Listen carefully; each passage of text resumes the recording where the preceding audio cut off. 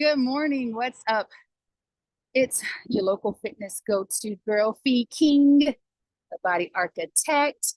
And wow, that background, I don't know. I don't know. Let me know what y'all think about it. I think it looks so beautiful.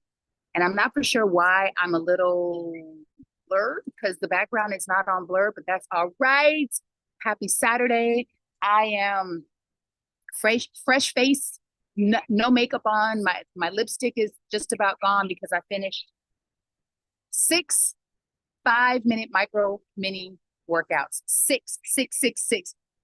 I am a celebrity trainer, really retired. I've retired a long time ago. That's a whole other story. I wanted to go live to talk about who we can become as women over the age of 40 and 50. I'm now 54. Who we can become, or who we're willing to become when we get back in the game. Whew, I tell you, I have been on this journey, like I'm sure many of you, it seems like when you're in your 20s and your 30s, and I could just be making this up. This could just be a story, right? Because sometimes we live in the stories. So, you know, charge it to my head and not my heart. It just seems like in my 20s and my 30s, my bounce back was quicker, or maybe it didn't affect me as much. Let me back up. Let me share with you the story. 2023, I got engaged at 53. Yeah, 53. I got engaged at 53 to an incredible man who has been my friend for almost 21 years. We met at the ABFF, African Black Film Festival in South Beach, Miami. Been friends for 20 years. Life brought me to the East Coast from Florida, from LA. So I've been on my journey for almost 9 years now. 8 years, my bad, 8 years. I moved to Maryland because I was in a midlife crisis, right? And it was the dissolution of a relationship. And it was really my start over. It was the first time in my life where I literally started over from what felt like scratch. And I had a soft place to land. My sister allowed me to move in with her in Bowie. So I've been on the journey, and my fiance, who was just my friend at the time, was on his journey as well. But we didn't know, because a lot of times when we're on these journeys, when we're in the cave and we're feeling,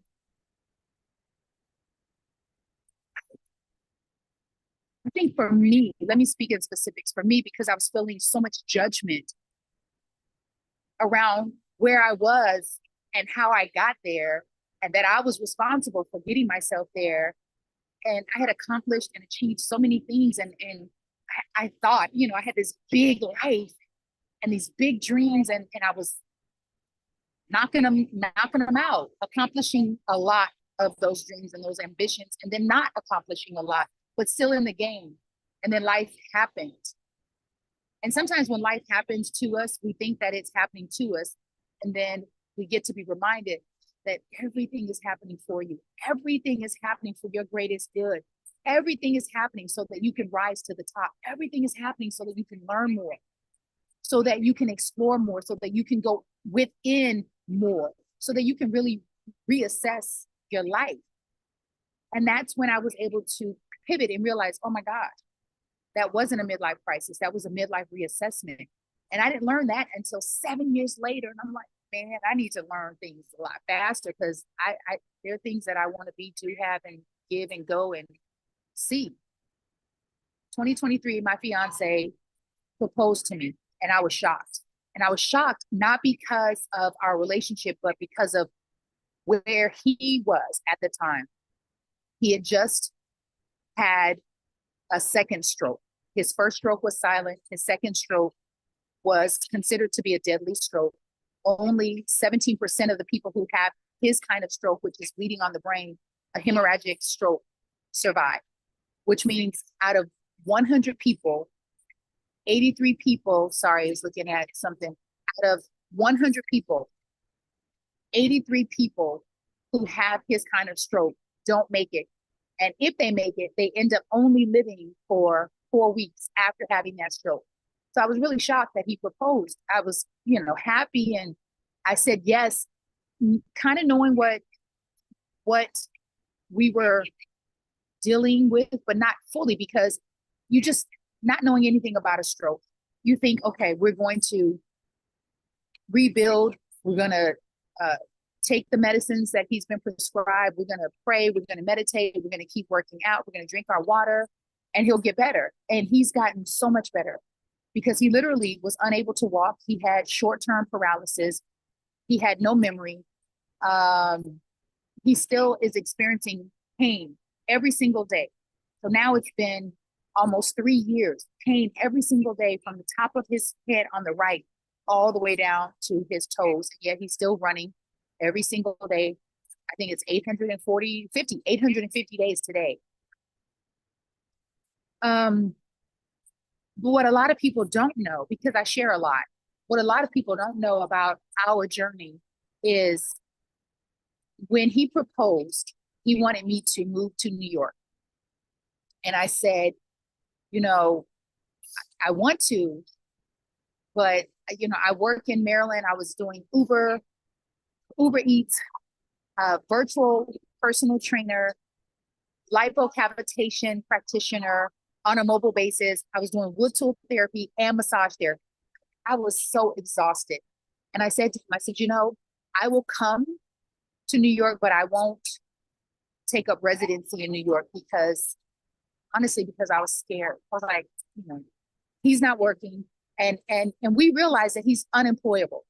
And we've made the decision for him and us to embrace being unemployable. Because what that means for us, and this may resonate with you if you're over 40, 50, 60, if you experienced a tragic occurrence in your life, if your partner has experienced a tragic occurrence, and I don't want to even list the litany of tragic occurrences that we could experience, because I believe that there's power in words, and I don't even want to speak it. I don't want to give it power. So you get where I'm going with this. And when you have a tragic occurrence and you're rebuilding, you get to make decisions as to which direction you're going to decide to go in and what you're not going to go back to. What a lot of people don't realize is Sekou's rent was in arrears for years. And that was terrifying. Like, I was terrified, y'all. Every day I was like, what are we going to do? He would say to me, Fee, it's all good. Don't worry about it. We're good. It's being taken care of. And so because we're friends and because I know him, I trust him, and I know that he believes and knows that God is his source. But y'all, I was not there. I was like, I remember waking up around 12 o'clock midnight and going to the restroom because Sekou lives in a studio, and I cried. I was like, oh my God, like I thought I was beyond this. And so I was going back and forth to Maryland a lot to work, thinking, man, I'm never going to get off this hamster wheel if I don't surrender, if I don't step out on faith, if I don't trust more.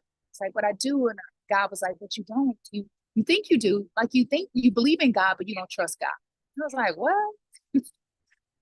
You believe in God, Fee, you believe in God, but you don't trust God. And you don't even trust yourself. We were able to get through that hurdle by a grant. And one day I'll share with my audience, with the public, what that amount was. And I forgot to record. That amount that the rent was in arrears was a number that I've never heard of for being in arrears. And then we got another grant for another year. So that's been a blessing, and we don't take it for granted. 2023, the end of 2023, October, I was literally, the day I found this out, I was heading back to Baltimore to work. And I was trying to get some money out of my Acorns account. So our Acorns account, we both have Acorns accounts. It's a digital investment platform, savings, and I was using it for my emergency fund. and it was zero. And I was like, what? It was zero. And then I went into my Wells Fargo business checking account and it was negative 175. And I'm like, and then there was something IRS. So long story short, the IRS put a levy on my account, on all of my accounts, excuse me. I was just like, you want to not only have a pity party, but you want to star in it and play all the parts. And I was just like, man, what is going on? I got in touch with the IRS, and this was a process also because it was initiated in Baltimore, Maryland. So I literally was on my way to Baltimore, and they said, yeah, we put a levy on your account because we've been trying to get a hold of you and you have not been responding. And that's because I had been coming back and forth to New York so much, and I was so focused on Sekou's recovery that I just was not paying attention to my own life. I was able to work through the levy, and I'm so grateful that I was diligent, that I was faithful, and even though I was terrified, I was still courageous in the face of fear because I was like, they have taken all my money. They have taken all my money. And I said, time I can never get back, but money I can't. I said, and we will get this money back. Work through the levy, still dealing with the IRS today. And so a couple weeks ago, actually 3 weeks and 3 days ago, I was having a conversation with a female business owner about how I could support her business. She's an entrepreneur. And y'all, something happened to me that has either it's never happened or I've never been aware of it. And now I call it a God load. My spiritual life coach calls it a download. And I got a message, a sign, a note, clarity from God in the midst of having this conversation with this business owner. And I said, I'm so sorry. I don't mean to interrupt you. I'm present. I'm paying attention. I said, but something just happened. I just got some information. And I said, do you know 50 people? This is what I asked her. She said, no. And then she realized that I wasn't asking if she has 50 personal friends. I said, do you know 50 people? Because what she shared with me is something that I can relate to. And I'm sure many entrepreneurs, solopreneurs, if you have several side hustles, if you're working 2-3 jobs, if you're taking all the free webinars, deciding, okay, will I invest in this one? And then you get to the end of it and they're always $9.97. Like type in comments if these courses and these programs are always $9.97 or $4.97. 4,997. They're either $9.97 or $4,997. And I'm not saying that they're not worth it. I'm just saying that number has not been one that I've been able to meet and invest in while I pay my bills, live my lifestyle, and then invest in my business. And I realized that many of us Black and brown women are experiencing this same issue. Either you're not eligible for a loan or you can't afford the interest on the loan. Only 1% of Black and brown startups, entrepreneurs are receiving monies from banks, VCs, investors. So I asked her, I said, do you think that you know 50 people who believe in you? Like 50 people who want to see you win, 50 people who are like, girl, I've been following you. I have been supporting you. I've been buying your earrings. I've been sharing your posts. I've been recommending, and that still doesn't help you afford a marketing budget, afford to run ads on Google, Facebook, TikTok, Instagram. And as she's sharing this with me, I'm like, I don't want to tell her I can relate because like, we all want to pretend like everything is fine. And I got this and my business is flourishing and I'm popping collars and bottles and traveling, right? Because social media will lead you to believe that. And yeah, some people are. I think a vast majority of entrepreneurs at the level that we're at are not. I'm not. I'm gonna keep it real. I'm not. And even when I get there, because I know that I'm in youth there, I have no interest in popping my collar or bottles. I have no interest in talking about buying a Rolls Royce. cars, that's just me. And if that's your thing, cool. It's just not, it's actually never been my thing. I've never been impressed by things. What I've been impressed with is by community and by experiences. Yeah, I love a good travel experience. I love a good experience where you're able to be a part of transforming someone's life. Like that right there lights me all the way up, all the way up. I shared with her, I said, something just happened. I got this, at the time I called it a download. I said, and I don't even use that language. I don't even use that language. I said, but can I share this with you? She said, yes. And as I'm sharing it with her, I realized this is not necessarily just for her. I think this is for me. And after we hung up, she said, Fee, let me think about it. Let me present it to some business owner friends of mine and get back to you. And I said, I'm not going to wait for anyone to get back to me. I'm going to move forward. I'm going to move forward. And I did. I spent 5 hours in the house researching, working on a pitch deck, because I said, you know what, this makes sense to me. What if at a minimum, 50 people, and for me, by the way, this didn't sound like a crowdfunding. This sounded bigger. This didn't sound like asking people to donate to your crowdfund, to my crowdfund, to her crowdfund, to raise monies. This sounded like a movement, an initiative that I said, I don't want to do this by myself. I don't want to go down this road by myself. I want to be a part of helping other entrepreneurs, Black and brown owned business owners, collectively appeal to investors to invest in their businesses so that we all can now afford a marketing budget, afford to hire a part-time assistant, afford to actually expand our business, afford to actually be in business versus working for our businesses. Because I said, listen, if I don't work in my business, there's no business. And I was like, but that's not business. That's you literally working in your business. And so I put this movement together called the Circle of Five, Fund Us Forward, where 5 businesses over the course of 5 weeks launch a campaign using my templates, my scripts, my research, my video script, my video template, and my actual video to reach out to people in their contacts, people that they used to work with, their current colleagues, coworkers, family members, small business owners that are in their community that are hopefully women-led, appeal to the DEI initiative, and just really ask, do you want to see Black and brown female business owners win? Because the amount of revenue that Black and brown business owners are generating in this country is about $150 billion. $150 billion. And yet we can't just readily walk into a bank and ask for a loan. And it's not just the lending institutions. A lot of it's because of the way that we're running our businesses. The fact that we don't know as much information as there is out there to know. We don't know it. We don't have access to it. Some of us are chasing our tails. We're robbing Peter to pay Paul. Yep, that's something that my mama would say. Who's out there robbing Peter to pay Paul? And I said, there is another way.